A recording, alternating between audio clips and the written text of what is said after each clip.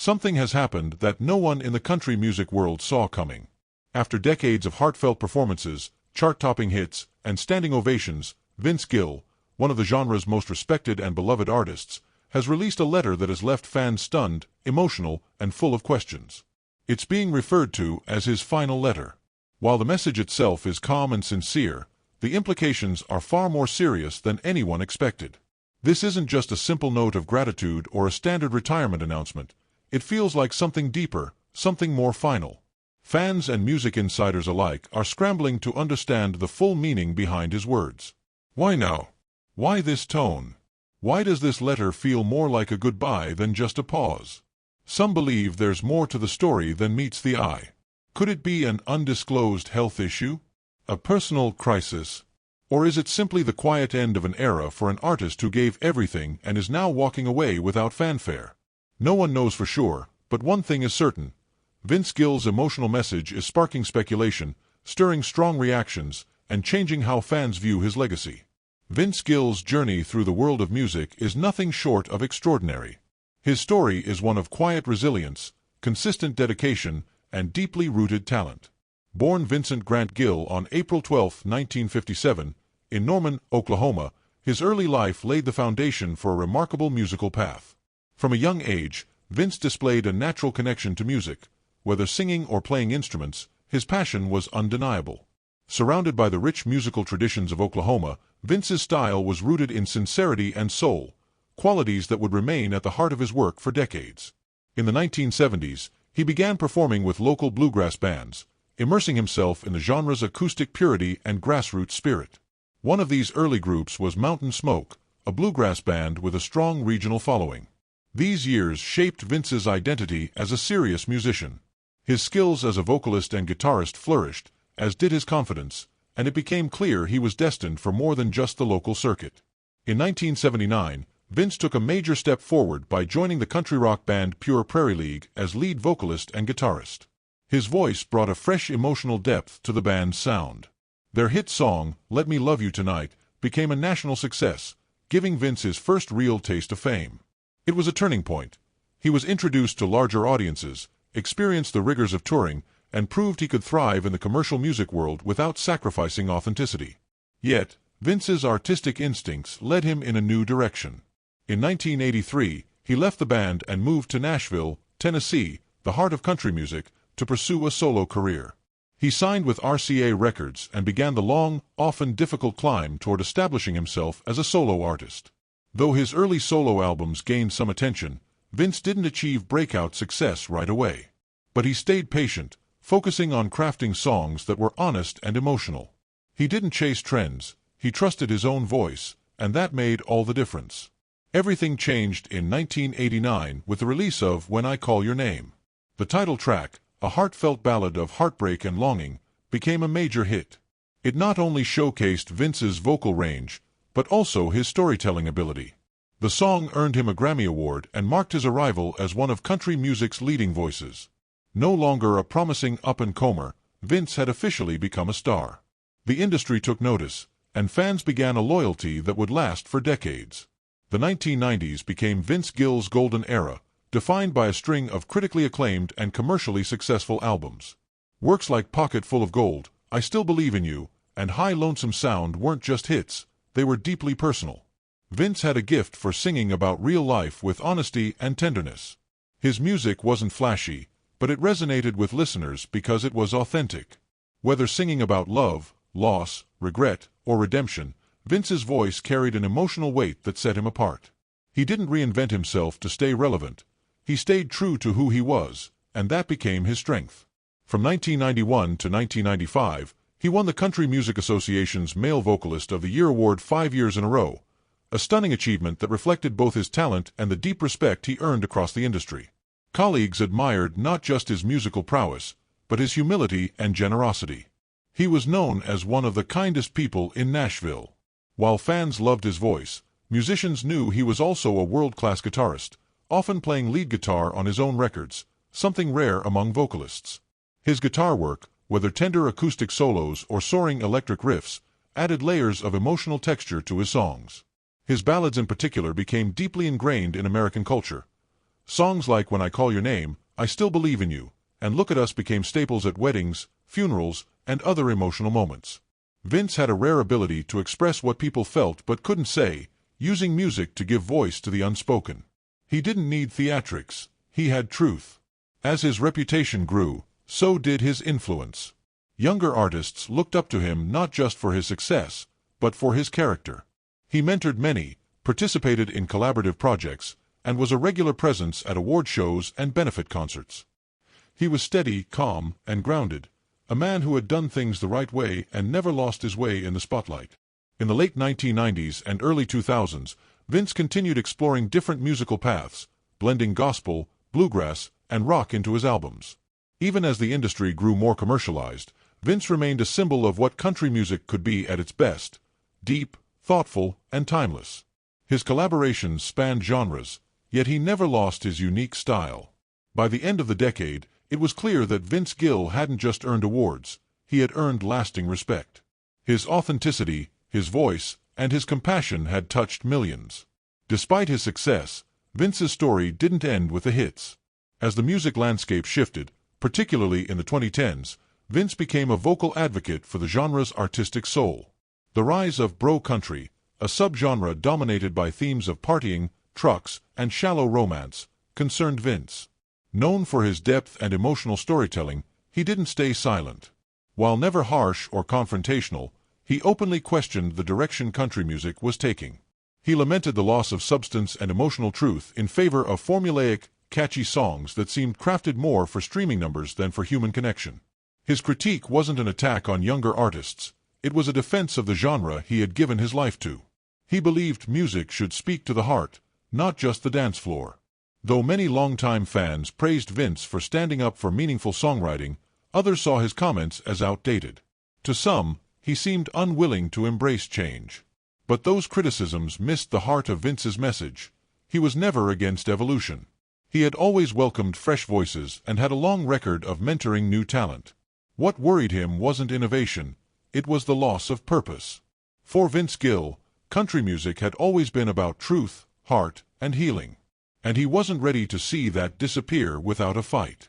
For someone like Vince Gill, who had built a career on authenticity, musicianship, and emotional honesty, it was disheartening to watch the genre of country music become increasingly shaped by commercial interests rather than creative expression. He often emphasized that music didn't have to be one-dimensional to be successful, that it was entirely possible to be innovative without sacrificing depth. Gill's concerns extended beyond just the lyrical content of modern country. He also spoke candidly about the behind-the-scenes realities of the music business, particularly the industry politics that often dictate which artists succeed and which are sidelined. Unlike many established figures who shy away from transparency to maintain their status, Vince Gill didn't hesitate to voice what many artists only whispered in private. He openly discussed the role that favoritism plays in radio airplay and award nominations, pointing out that deserving talent is sometimes overlooked simply because they don't fit a specific mold or aren't backed by powerful labels. These comments, while delivered in his signature calm and composed manner, struck a nerve with some industry insiders. Nashville, like many entertainment hubs, is a town where relationships and influence can mean as much, if not more, than artistry. By shining a light on these dynamics, Gill wasn't trying to stir conflict. He was advocating for fairness and transparency, hoping to see a system that valued quality and effort over image and commercial packaging. In the carefully curated world of modern country, where many artists tread lightly for fear of losing radio support or fan approval, Gill's honesty was both rare and necessary. He made it clear that the industry's current structure often placed too much emphasis on conformity and too little on diversity of sound and perspective. He lamented the decline in opportunities for artists whose styles didn't align with the mainstream, particularly older artists, women, and those who chose to sing about difficult or complex topics. To Gill, this wasn't just an artistic issue, it was a cultural one. Country music, at its best, had always been about giving voice to ordinary people's stories. When that voice became narrow or exclusive, something vital was lost. His call wasn't for a return to the past, but for a more inclusive and thoughtful future, one where tradition and progress could coexist. Of course, such forthrightness didn't always come without consequences. While many fans and fellow musicians appreciated his willingness to speak truthfully, there were those in the industry who preferred not to have such conversations aired publicly. Gill, however, was never motivated by controversy. His words were driven by conviction, by a lifelong belief in the power of music to uplift, challenge, and heal. He didn't claim to have all the answers, but he insisted on asking the right questions. And perhaps more importantly, he led by example. Even as he criticized certain aspects of the genre, he continued to create music that embodied the very values he championed: emotional depth, lyrical craftsmanship, and musical excellence. He proved that it was still possible to make meaningful art, even in a landscape increasingly dominated by trends and marketing strategies. Even as Vince Gill continued to serve as one of the most respected voices in country music, defending the genre's authenticity, calling out industry favoritism, and staying true to the values that had long defined his artistry, his personal life was undergoing significant and deeply emotional changes that would draw the public's attention in unexpected ways. In 1997, Gill finalized his divorce from Janice Oliver, a fellow country musician and one half of the duo Sweethearts of the Rodeo. Their marriage, which had begun in 1980, had lasted nearly 2 decades and had brought forth not just a shared love for music but also a daughter, Jenny. The split was not described as scandalous, nor did it unfold with the kind of explosive headlines that often accompany high-profile separations. But because of Gill's status in the industry, and the deeply emotional tone that often permeated his music, fans and media alike were naturally drawn to the quiet unraveling of his long-standing marriage. The end of such a significant chapter in his personal life added another layer of humanity to an artist already known for wearing his heart on his sleeve. There was no public mudslinging, no interviews filled with blame or accusation, which spoke volumes about Gill's desire to handle such matters with dignity and discretion. Still, the timing of the divorce, alongside his growing closeness with Christian music star Amy Grant, raised eyebrows. Grant, too, was navigating her own divorce around that period, and the overlapping timelines of both artists' separations led to increased public speculation. Whispers of an affair began to circulate in tabloids and among fans, despite the absence of direct confirmation or salacious detail from either party involved. The scrutiny Gill faced during this time wasn't born of malice, but it reflected the emotional investment many people had in his life and character. As someone whose songs often reflected themes of love, heartbreak, faith, and redemption, the public naturally projected his personal circumstances onto the art they held so dearly. And though Gill and Grant's relationship would eventually evolve into a lasting and meaningful marriage, the early days of their connection were met with a mix of curiosity and judgment. For some fans, particularly those in religious circles who followed Grant's career closely, the perception of overlapping romantic timelines conflicted with the image they had of both artists. Yet neither Gill nor Grant offered defensive or dramatic responses to these rumors. Instead, they allowed time and their actions to speak for them. Gill, in particular, remained focused on his music, channeling his experiences into songs that bore even more emotional weight than before. He did not deny the pain of the transition, nor did he make public attempts to reshape the narrative in his favor. His approach, as always, was rooted in sincerity. He let the truth of his life echo quietly through his music, where fans could hear the vulnerability in his voice and sense the complexity behind his lyrics. Even after Vince Gill and Amy Grant had weathered the emotional turbulence of divorce and begun to establish a new life together, the shadows cast by their past relationships did not disappear so easily. What made their situation especially sensitive was the timing and context in which they met and began working together. Both were still married when their professional paths crossed, though they've long maintained that their relationship did not become romantic until after their respective divorces. Many onlookers, especially in the Christian music community and within tabloid media, were not convinced. The backlash they received, particularly directed at Amy Grant, was swift and difficult. For Grant, who had built her career on both musical excellence and a deeply rooted faith-based image, this speculation struck a nerve with many longtime fans. Her standing within the Christian music industry, where public figures are often held to high moral expectations, suffered a noticeable blow. Accusations of impropriety, even if never substantiated, held the power to damage reputations, especially for someone whose career had been so closely tied to her religious values. Some radio stations reportedly scaled back her airplay. Others in the faith community questioned her judgment, casting her in a light that did not reflect the grace and compassion she had consistently advocated in her music. For Vince Gill, while he wasn't tethered to a specific religious genre the way Grant was, he too faced an uncomfortable level of scrutiny. Fans and critics alike speculated about the overlap between the end of his marriage and the beginning of his involvement with Amy. It was a storyline ripe for tabloid headlines and water-cooler gossip, two highly respected, family-oriented artists from separate worlds seemingly caught up in a scandal. Yet through it all, both Gill and Grant remained largely composed, refusing to feed the media frenzy with either denial or explanation. In interviews that came years later, both acknowledged the hardship of that time but stood firm in their belief that they had done their best to navigate a deeply personal situation with integrity. They admitted the pain it caused, not just to themselves, but to their children, former spouses, and fans. But they also emphasized the importance of grace, healing, and moving forward. The scrutiny Vince Gill and Amy Grant faced in the wake of their relationship continued even after the media frenzy had calmed, and it took on a more pointed and ideological form, one rooted in religion and moral expectation. After their marriage, which united two beloved figures from distinct yet overlapping musical realms, they still found themselves under a microscope, especially from within the conservative Christian community. For Amy Grant, who had built a towering career in contemporary Christian music, the decision to remarry after a divorce was more than a personal milestone, it became a public and theological flashpoint. Many evangelical followers who had once praised her for her spiritual leadership and lyrical devotion now questioned the alignment between her personal choices and the values they had long associated with her music. Vince Gill, by extension, was not spared either. Though his background wasn't primarily tied to faith-based audiences, his union with Grant brought him into closer contact with that world, and not everyone welcomed him with open arms. To some observers, the criticism might seem disproportionate or even unfair. After all, both Gill and Grant had gone through deeply personal, painful divorces before finding companionship in each other. But within parts of the Christian community, divorce, and especially remarriage, has long remained controversial and deeply judged.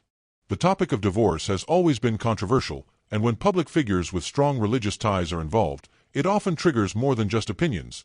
It becomes a matter of moral judgment.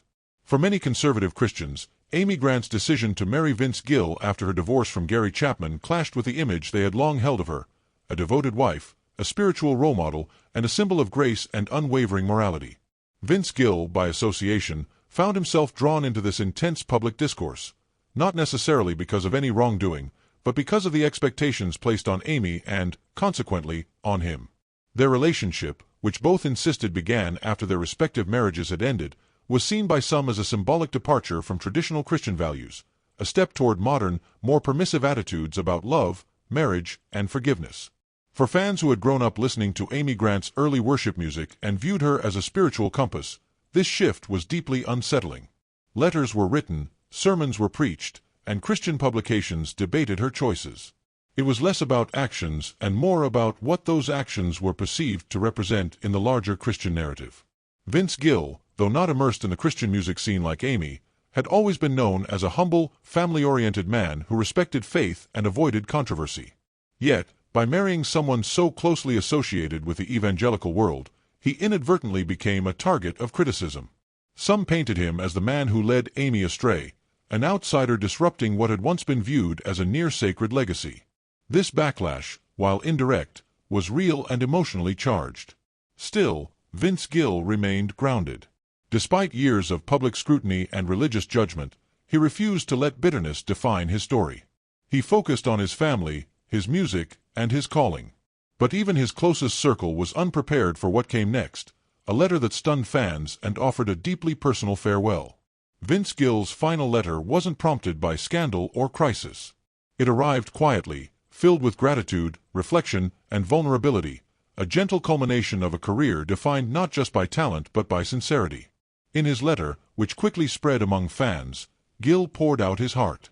He reflected on everything from his roots in Oklahoma to his early days with Pure Prairie League and his Grammy-winning solo journey.